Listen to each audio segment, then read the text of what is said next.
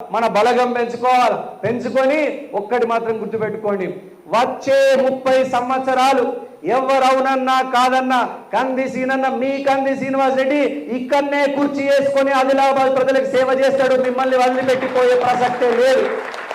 ఎవరెన్ని దెబ్బలు కొట్టినా నేను తట్టుకున్నా. నన్ను ఎంతమంది ఎన్ని రకాలుగా చేసిండు మీకు తెలుసు. కాంగ్రెస్ పార్టీలో చేరిన కొద్ది రోజులకే కాంగ్రెస్ పార్టీ నుంచి అప్పుడు ఆ కాలంలో ఉన్నటువంటి దుర్మార్గులు కాంగ్రెస్ పార్టీ నుంచి నన్ను తీసేసిండు. మళ్ళా రేవంత్ రెడ్డి అన్న మళ్ళా ఎంతో నాకు కాంగ్రెస్ పార్టీలో టికెట్ రాదన్నారు, టికెట్ ఇచ్చిండ్రు. కాంగ్రెస్ పార్టీలో ఈయనకు తక్కువ ఓట్లు వస్తాయన్నారు. 50,000 ఓట్లు సాధించినాం. లోక్సభ ఎలక్షన్లలో ఆదిలాబాద్ అసెంబ్లీ నుంచి సాధించిన 77,000 ఓట్లు అత్యధికమైనటువంటి ఓట్లు.